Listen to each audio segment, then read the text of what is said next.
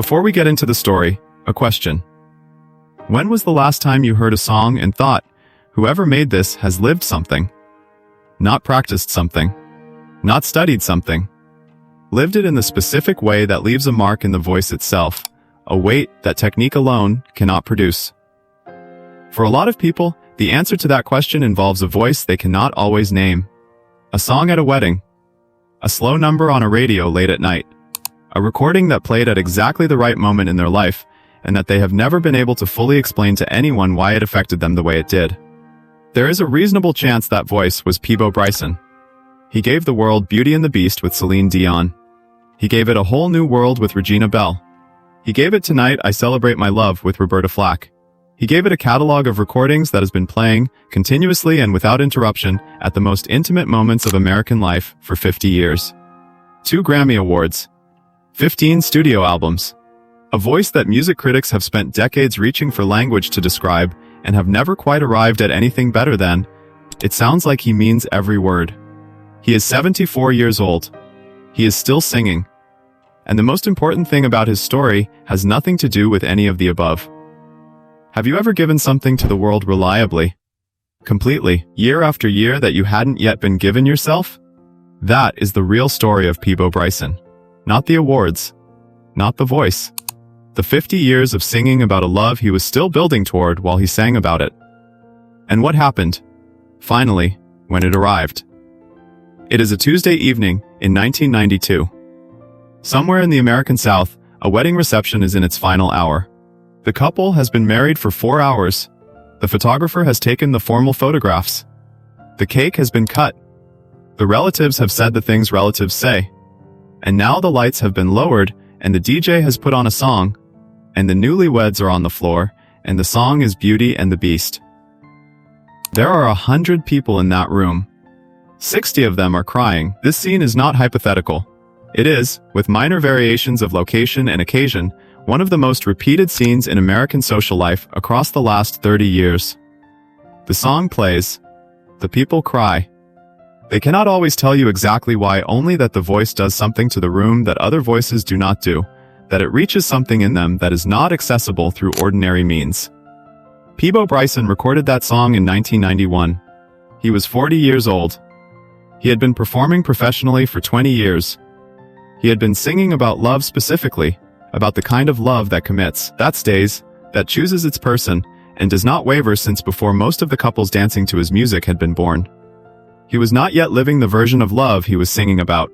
He was learning it the hard way through marriages that did not hold, through the specific difficulty of sustaining what he was describing in the songs from inside the life of a touring musician. Through the gap between the emotional world his music inhabited and the emotional world his private life was actually navigating. The audience at the wedding didn't know any of this. They only knew the voice. But this story does not begin with a wedding.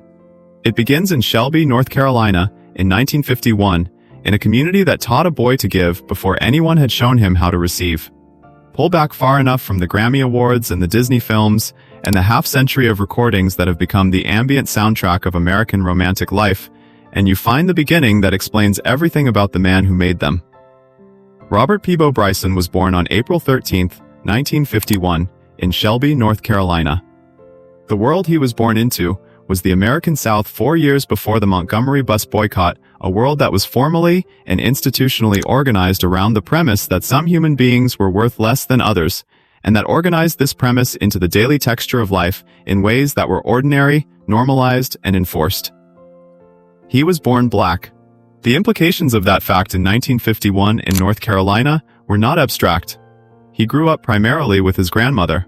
The family circumstances of his early years were those of the working-class Black South, limited in resources, extended in structure, held together by the specific interdependence of communities that have learned to rely on each other because the institutions around them have historically been unreliable. And at the center of the community was the church, not the church as institution. The church as atmosphere.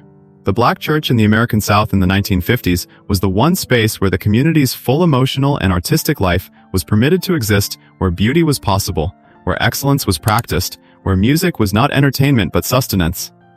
The gospel tradition that surrounded him from birth was not a performance tradition. It was a giving tradition. You sang, not because you were talented, but because the community needed something from the singing and you had the ability to provide it. He absorbed this before he could explain it. He was in the music before he was studying the music the way children learn languages by living inside them before the analytical framework arrives. The voice developed not in a studio, but in the call and response of Sunday mornings, in the communal act of a congregation expressing through music the things that the week had given them no other language for. He was singing publicly by his early teens. Not performing. Ministering. In the original sense, giving something to the people in front of him that the moment required. The distinction matters because it never left him. 50 years later, on stages in front of thousands of people, the quality that critics and audiences kept trying to name was this: he wasn't performing at you. He was giving to you. The orientation was different. The transaction was different. He left Shelby in his teens and found his way to Atlanta, the city that would shape his career, host his greatest crisis, and eventually become the place where the private story finally caught up with the public one. Have you ever had a gift that existed before you did something that was already there, already formed, already oriented toward other people, before you were conscious enough to direct it? That is the relationship Peabo Bryson has with his voice. He didn't develop it. He discovered he had it, already shaped by the tradition that formed him, already pointing outward. The question his life then spent 50 years answering was, what does the gift cost the person who carries it? The Atlanta music scene of the late 1960s and early 1970s was a specific and generative world, a city in cultural transition, a hub for Black American creative life, a place where a young singer with genuine gifts and the work ethic of someone who had always understood that talent alone was insufficient could find the rooms that tested what he had. He built bands. He played clubs. He learned, through the specific education of small stages and in different audiences, and the occasional room that was suddenly, fully with him, the difference between having a voice and knowing how to use one. He developed what the industry calls stage presence and what audiences simply experience as, this person is actually here, actually in the room with me, actually giving me something that the previous act was not. He wasn't coasting on the gift. He was working it, refining it, understanding what it could do in different rooms for different people on different nights.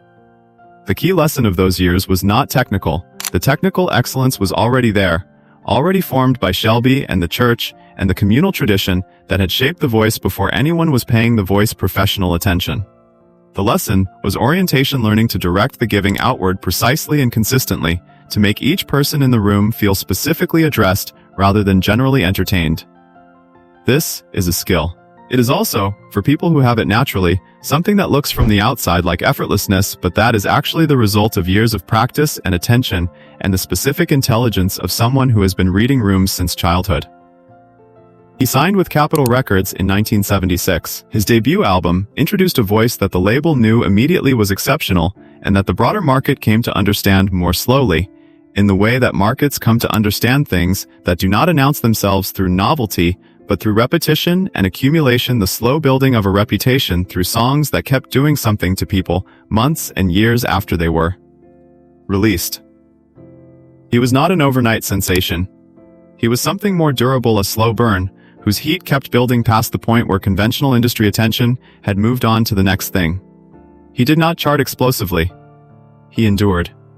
And the enduring, in the music industry, is rarer and more valuable than the explosion. The partnership with Roberta Flack in 1983 changed the scale of his audience without changing the nature of what he was offering. Tonight I Celebrate My Love, a duet of such warmth and such specific emotional intelligence that it felt less like two people singing and more like a conversation you were being permitted to overhear, became a standard of the adult contemporary format that radio stations played for years, because it consistently produced the effect that romantic music exists to produce. Not the excitement of new love, the comfort of love that has already settled and decided and committed. The love that stays. This was, throughout his career, his subject. Not the pursuit. The commitment. Not the beginning, the long, sustained, daily middle of love that has already arrived and is choosing, every morning, to stay. He understood this subject with the fluency of a great teacher. He had been formed inside a tradition that believed in this kind of love, that made it the subject of its music, that gave it language in the gospel and the hymn and the devotional song. He had absorbed that belief before he could examine it, and the belief produced performances of extraordinary conviction. What he did not yet have across the first decades of his career was the experience of living it consistently himself. There is a version of Peabo Bryson's story that focuses entirely on the public record, the voice, the duets, the Grammy Awards, the Disney recordings, the career that has run without significant interruption for 50 years and that shows no signs, in 2026, of concluding. The version underneath that one is the version about what it cost to be the person who gave all of that. He married and divorced. More than once. He is a private person about the details, generous in the music, careful in the life, and the specific particulars of those relationships belong to him. What he has spoken about with the honest directness that has always characterized his public statements about his private experience is the pattern. A professional life that required constant emotional availability, constant giving, constant presence for the audiences who needed what the music offered, and a personal life that cycled through the specific instability that the conditions of a touring musician's existence tend to produce. He was giving what he had not yet fully received. He was singing about love that holds and staying, and the warmth of a commitment that has found its person singing about it with complete conviction, with the full force of a voice that the audiences receiving it could feel was genuine, while the private life behind the music was still searching for the version of love the songs described. This is not hypocrisy. This is the specific condition of artists who work from aspiration as much as experience. He was not performing something false. He was performing his deepest understanding of what love should be, what it could be, what it was worth, an understanding formed in the church tradition that gave him his voice, an understanding that insisted on the value of committed love even when his own life had not yet arrived at it. He kept singing. He kept meaning it. He kept showing up at the weddings where the couples danced to his music and giving them everything the voice had, because the giving was who he was. Because the community in Shelby had formed him that way before he was old enough to know it. Have you ever given something consistently and completely to your work? To the people around you? To a vision of what something could be for years, for decades, before the giving came back to you in a form that matched what you were offering? Have you ever sustained the belief, in the absence of personal proof, that the thing you were singing about was real and worth singing about? That is the quiet discipline at the center of Peabo Bryson's story. Not the talent. The faithfulness to what the talent was saying even when the life hadn't caught up yet. The crisis that the story had been building toward arrived not gradually but suddenly, the way the most important things arrive. In March 2019, on a concert stage in Atlanta, the city where the career began, the city where so much of the story had been written, Peabo Bryson had a heart attack while performing. He was 67 years old. He had been performing for 50 years. He had a 1-year-old daughter named Sophia, born to him and his wife Takia Simone Johnson, whom he had married in 2018. He had, in the last year of his life, before the stage in Atlanta, found the version of his private life that his music had always been describing. He had found Takia. He had married her. He had become a father at 67. He had, for the first time in his adult life, the love that stayed. And then, 1 year later, his heart stopped on a stage in the city where his career had started. He survived. He was treated. He recovered. The doctors described it as mild, a word that does considerable work when applied to a cardiac event. That means survivable and treatable without meaning small or inconsequential. The body had delivered a message that 50 years of performing had not previously delivered. Something has to stop. Something has to be given to itself instead of to the audience. He withdrew from performing. He rested. He was at home with Takia.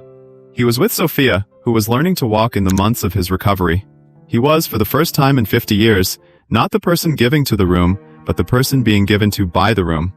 He has described this period with the honesty of someone who is genuinely frightened and who has not resolved that fright into something more comfortable for public consumption.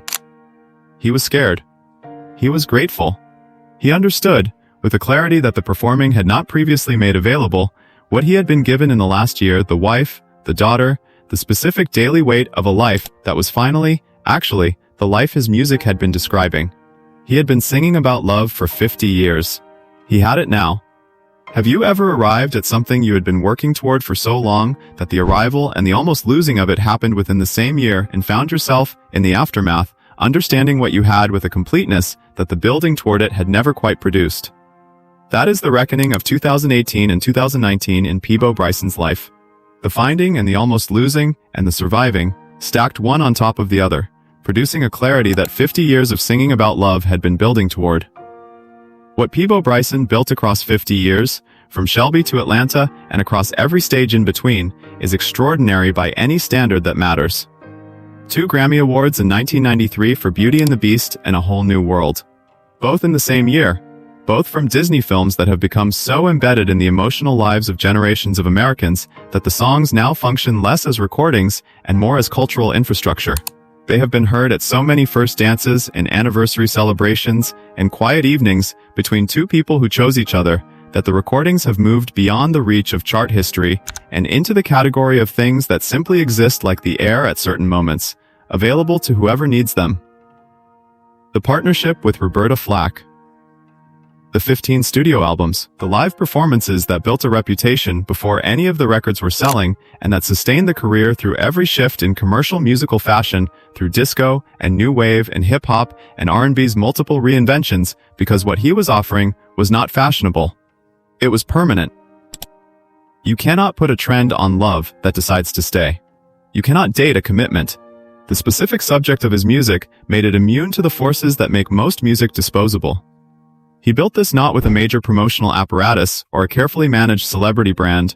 He built it through the slow accumulation of moments in cars and living rooms and wedding receptions and quiet evenings in which his voice reached someone at the exact moment they were most open to being reached, and gave them something they needed without knowing they were looking for it.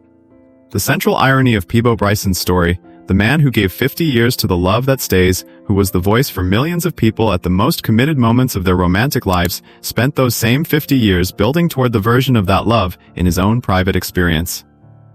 The singing was not false. It was faithful. He believed what he was singing before he had proof that it was available to him personally. And then, late, the proof arrived. He is, at 74, a man who can look back at 50 years of singing about something and say clearly, it was real. It was worth singing about before I had it. And now I have it. That is not a small thing. That is, in the full weight of what it means, everything. In 2026, Peabo Bryson is 74 years old. He lives in Atlanta with Takia and with Sophia, who is 7 years old and who does not yet know what a Grammy Award is, or what it means for a voice to have reached hundreds of millions of people at the most important moments of their lives. She knows that her father shows up, that he is there when she needs him, that the voice she hears at home is not performing something. It is just his voice, speaking to her. He performs selectively. The heart attack required rest and required change, and the change has been honored with the seriousness of someone who has understood, from the inside of a hospital room in Atlanta, what performing without rest had cost. He appears when the occasion is right, not because the schedule demands it, but because the voice still has something to give, and the giving is still who he is, and because a church in Shelby formed him that way before he was old enough to negotiate the terms. He speaks about Takia with the ease of a man describing someone he actually knows, the specificity of a relationship that has been lived in rather than presented. He speaks about Sophia with the particular transparency of a man for whom fatherhood arrived as revelation, not the anticipated, prepared for fatherhood of a man in his 20s. But the fatherhood that arrives at 67 as a gift that reorders everything. He speaks about the heart attack with the honesty of someone who has metabolized the fear into gratitude without erasing what the fear was. There is something quietly extraordinary about this image, a man of 74 in Atlanta, with a young daughter and a marriage that works, and a voice that still carries everything it learned in 50 years of giving, who is now, finally, receiving what he was giving. The church in Shelby formed him to give before he received. The tradition gave him a voice oriented outward before he understood what outward orientation cost. He spent 50 years honoring that formation, giving what he had been given the capacity to give, long before the private life matched the public gift. And now it does. Peabo Bryson's story is not a story about music. It is a story about the long faithfulness of a person who kept giving what they believed in before they had personal proof it was real. About the specific form of courage required to sing about love that stays, year after year, while the private life was still searching. About the 50 years of showing up at the weddings and the anniversary celebrations and the late-night slow dances, and giving everything the voice had, not because the giving was easy, but because the giving was what the formation in Shelby had made him. And because he had decided, before he could have told you why, that the thing he was singing about was worth singing about even when he didn't have it yet. He was right. The voice always knew it before the life confirmed it. What are you still singing about, still building toward, still showing up for, still offering to the people around you even though the private proof hasn't arrived yet?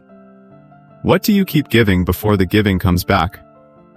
Leave that in the comments, honestly, because that question is not about a Grammy award or a heart attack or a wedding song. It is about the thing you are still faithful to, in the absence of evidence, because you know it is real. If this story reached you somewhere, drop a like. It takes 1 second, and it means this story finds the person who needs it most. Subscribe. There are more stories like this coming, lives built on faithfulness to something before the something arrived. And tell me below, what is the one thing from Peabo Bryson's story you are taking with you? Because the most important line he ever sang was not in any of the recordings. It was the one he sang every night for 50 years, in the private hours after the show, on the way home to the life that hadn't fully arrived yet. He sang it anyway, because he knew it was true before it was his.